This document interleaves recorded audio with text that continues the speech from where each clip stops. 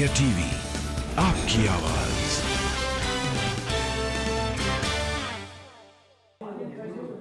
बहुत बहुत धन्यवाद और आप सब लोगों को मेरा नमस्कार। आशा करती हूँ बढ़ती हुई गर्मी में और बढ़ती हुई महंगाई में आप सब लोग ठीक होंगे। ये स्पेशल प्रेस वार्ता जो है हम लोग देश के हर राज्य की राजधानी में कर रहे हैं और इसलिए कर रहे हैं क्योंकि पिछले 8 साल से तो महंगाई कमर तोड़ ही रही थी, लेकिन 1 अप्रैल से जो नया वर्ष शुरू हुआ, वित्तीय वर्ष 1 अप्रैल से शुरू हुआ, 2 अप्रैल से चैत का हिंदू नया वर्ष शुरू हुआ, कहीं ना कहीं सरकार ने एक गिफ्ट दी है और सरकार की जो गिफ्ट है, सरकार का जो तोहफा है, वो आम आदमी की कमर तोड़ रहा है 1.5 लाख करोड़ रुपए से। और ये हम कोई चांद तारे से तोड़कर फिगर नहीं लाए हैं। मैं भी आपको 2 मिनट में बताऊंगी कि ये फिगर हम कहाँ से लाए हैं।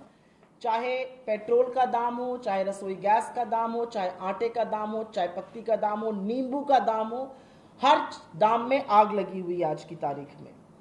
तो सबसे पहले तो मैं ये कहना चाहूंगी कि 1.5 लाख करोड़ रुपए का प्रहार हुआ है आम जनता पर। नए साल में मोदी जी का ये तोहफा है। आज सवेरे एक बहुत बड़ी रिपोर्ट आई और उस रिपोर्ट ने कहा कि परचेजिंग पावर पैरिटी के अनुसार हमारे देश में घरेलू रसोई गैस के दाम दुनिया में सबसे ज्यादा है। पेट्रोल का दाम तीसरा सबसे ज्यादा है और डीजल का दाम 7वां सबसे ज्यादा है। और सिर्फ यही चौंकाने वाला फिगर नहीं है कि रसोई गैस सबसे ज्यादा दुनिया में महंगी हिंदुस्तान में, या पेट्रोल सबसे तीसरा महंगा हिंदुस्तान में, या डीजल सबसे 7वां महंगा हिंदुस्तान में। चौंकाने वाली बात यह है कि करीब करीब 1/4 दिन की आम भारतीय की कमाई, आम भारतीय की एक दिन की औसतन कमाई का 1/4 हिस्सा पेट्रोल में, करीब 21% हिस्सा डीजल में और करीब 15.5% हिस्सा रसोई गैस में जा रहा है। आम आदमी की दिन की औसतन कमाई का 1/4 हिस्सा पेट्रोल, डीजल में 21% और 15.5% से ऊपर रसोई गैस में जा रहा है। घर चलाने का जो साबुन, तेल, कंघी, अनाज, पानी का खर्चा होता है, वो पिछले 6 महीने में करीब 10% बढ़ा है और पिछले 2 साल में करीब 45% उसमें बढ़ावट आई है। और हम ऐसे ही नहीं बोल रहे हैं। आज नींबू खरीदने चले जाइए तो नींबू अब खट्टा नहीं, कड़वा हो गया है, क्योंकि नींबू का दाम 80 रुपए तो पिछले 5 ही दिन में बढ़ा है। नींबू 300 रुपए से ऊपर बिक रहा है। सब्जियां, तोरी खाते हैं लोग गर्मी में, भिंडी खाते हैं, शिमला मिर्च खाते हैं, हरी मिर्च खाते हैं, ये सब शतक लगा चुकी हैं, 100 के पार है। थोड़ी सी बात अब पेट्रोल डीजल की ज्यादा विस्तृत रूप से कर लेते हैं। पिछले 16 दिनों में हम सबको पता है कि दाम 14 बार बढ़ा है। 80 पैसा, 40 पैसा, 80 पैसा, 40 पैसा। पहले कमर तोड़ी जाती थी महंगाई से।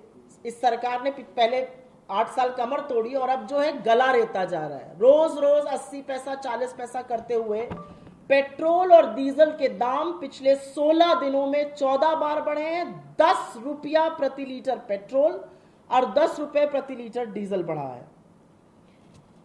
इस 10 रुपए के बढ़ने से आम आदमी पर इसका बोझ करीब करीब 28,000 करोड़ रुपए आया है। और सच यह है कि अगर खपत के हिसाब से देखिए कि हिंदुस्तान में कितनी खपत है पेट्रोल और डीजल और एलपीजी की, और हम आपको ये प्रेस रिलीज देंगे, इसमें सारे आंकड़े हैं। बहुत सारे आंकड़े बोलने की जरूरत नहीं है, लेकिन करीब 72,000 करोड़ रुपए वार्षिक बोझ केवल इसी से आएगा। अगली बात कर लेते हैं हम कि ऐसा क्यों हो रहा है। क्योंकि जब भी आप बीजेपी के प्रवक्ताओं से, उनके मंत्रियों से, मोदी जी के लोगों से पूछिए तो वो कहते हैं ये वैश्विक है। जी नहीं, ये वैश्विक नहीं है। जब कच्चे तेल का दाम $20 प्रति बैरल हुआ था 2020 और 21 में, तब ये दाम कम नहीं हुए थे। तब ये दाम एक्साइज के थ्रू बढ़ाए गए थे। सरकार ने 13 बार एक्साइज बढ़ाया है और ये सच है कि डीजल पर एक्साइज 531% बढ़ी है और पेट्रोल पर एक्साइज 203% बढ़ी है। 26 लाख करोड़ रुपए सरकार ने ईंधन पर एक्साइज और टैक्स लगाकर कमाया है। 26 लाख करोड़ रुपए जनता पर प्रहार किया है, 26 लाख करोड़ रुपए का। लेकिन आज ही और कल के फिगर्स, आरबीआई का डेटा बताता है कि बड़े पूंजीपतियों का जो राइट ऑफ किया गया है लोन, वो 10 10.86 लाख करोड़ किया गया है। एक तरफ 26 लाख करोड़ का प्रहार हो रहा है, एक तरफ राहत दी जा रही है करीब करीब 11 लाख करोड़ की।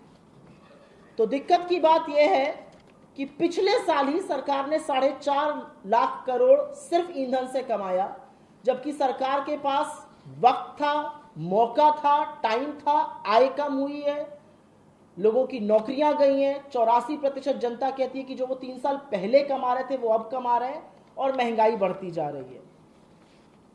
रसोई गैस की बात कर लेते हैं। एक तो घरेलू रसोई गैस का अभी 50 रुपए दाम बढ़ा था जैसे ही चुनाव खत्म हुआ। 137 दिन एक बार भी दाम नहीं बढ़ा, और 137 दिन बाद 50 रुपए रसोई गैस का दाम बढ़ा घरेलू का, और जो कमर्शियल सिलेंडर है उसका दाम 250 रुपए बढ़ा 1 अप्रैल को, और एक ही महीने में पहले 105 रुपए बढ़ा था। तो 845 रुपए की वृद्धि करी गई है पिछले 8 सालों में। और ये कमर्शियल कोई अलग से यूज नहीं होता है, खोमचे वाले, ठेले वाले, होटल वाले, और इसीलिए हर जगह खाने का दाम बढ़ रहा है। तो कहीं ना कहीं जो सिलेंडर पे दाम बढ़ा, और ये मैं घरेलू गैस की बात कर रही हूं, इससे प्रहार होता है 27,000 करोड़ रुपए का। 28,000 करोड़ का कभी पेट्रोल डीजल पे हुआ, 27,000 करोड़ रुपए का इससे हुआ। अब बात कर लेते हैं, क्योंकि जब इनसे उत्तर की बात करो तो दक्षिण बोलते हैं। जब पेट्रोल डीजल करिए तो ये कहते हैं सीएनजी से चला करिए आप लोग, बहुत अच्छी बात है। जो लोग पेट्रोल डीजल नहीं दे पाते वो सीएनजी से वाकई में चल रहे हैं। सीएनजी के दाम कल बढ़े हैं, दिल्ली में एनसीआर में कल सीएनजी के दाम बढ़े हैं, और सीएनजी के दाम करीब करीब कल 2.5 रुपए बढ़े हैं। ये 7वीं हाइक थी, और इससे सीएनजी का दाम करीब 9 रुपया बढ़ गया पिछले 1 महीने में दिल्ली शहर में। और आज दिल्ली में करीब 70 रुपए प्रति किलो के आसपास सीएनजी है, जो बाकी दूर दराज के इलाके हैं वहां पर 80 रुपए किलो पर सीएनजी बिक रही है। इस 9 रुपए बढ़ी हुई सीएनजी से प्रहार होता है 1400 करोड़ से भी ज्यादा का। 28,000 करोड़, 27,000 करोड़, 1400 करोड़, ये सीएनजी से प्रहार हो रहा है। अब पाइप्ड नेचुरल गैस की बात कर लेते हैं। सरकार कहती है पाइप्ड नेचुरल गैस होनी जरूरी है, क्योंकि घरेलू गैस का दाम जो है वो बढ़ रहा है, तो आप पीएनजी लीजिए। पीएनजी का दाम दिल्ली में 5 रुपए बढ़ा, नोएडा में 5 रुपए 85 पैसा बढ़ा। 14 मार्च को दिल्ली में ये 1 रुपए बढ़ा था। तो पिछले 1 महीने में इसमें 6 रुपए प्रति एससीएम, उसकी जो क्वांटिटी होती है उसको एससीएम कहते हैं, उसकी वृद्धि 6 रुपए हुई, और इससे प्रहार हुआ 961 करोड़ रुपए का। तो पेट्रोल भी महंगा है, डीजल भी महंगा है, रसोई गैस भी महंगी है, सीएनजी भी महंगी है, जो पाइप नेचुरल गैस आ रही है वो भी महंगी है। लेकिन कहीं ना कहीं ऐसा प्रतीत होता है कि यह सरकार मिडिल क्लास से, गरीबों से, और खास तौर से किसानों से जरूर बदला लेना चाहती है। शायद आंदोलन का बदला लेना चाहती हो, मुझे नहीं पता, क्योंकि 50 किलो के डीएपी बैग की कीमत 150 रुपए प्रति बैग बढ़ाई गई, जिससे किसान के ऊपर अतिरिक्त बोझ आया 3600 करोड़ रुपए का। और एनपीकेएस, जो पोटेशियम, नाइट्रोजन और फास्फोरस का दाम होता है, उसकी कीमत 110 रुपए प्रति बैग बढ़ाई गई, जिससे कि 1290 का बैग करीब 1400 का हो गया, और इससे अतिरिक्त भार आया 3740 करोड़ का। तो किसान के ऊपर ही लगभग 7000 करोड़ से ऊपर का सिर्फ खाद पर आया। डीजल भी किसान के ऊपर भी आता है। घर का खर्च, और ये मैं एक महिला होने के नाते शायद और तरजीह देकर, शायद और प्रमुखता से, शायद और मुखरता से बोल सकती हूँ, 6 महीने में घर चलाने का खर्चा, चाहे वो साबुन, कंघी, तेल, शैम्पू, आटा, दाल, चावल, सब्जियां हो, वो करीब बढ़ा 6 महीने में 10% के आसपास, और पिछले 2 साल में वो बढ़ा है 45%। और कैसे नहीं बढ़ेगा? आटे का दाल 8 साल में तिगुना हुआ, चाय पत्ती तिगुनी हुई, बेसन 2.5 गुना हो गया, राजमा, दालें सब महंगी हुई। पकौड़ा तलने का जो तेल था, यही हिदायत देते थे मोदी जी, नौकरी नहीं तो पकौड़ा तलिए, वो भी 240 के पार है।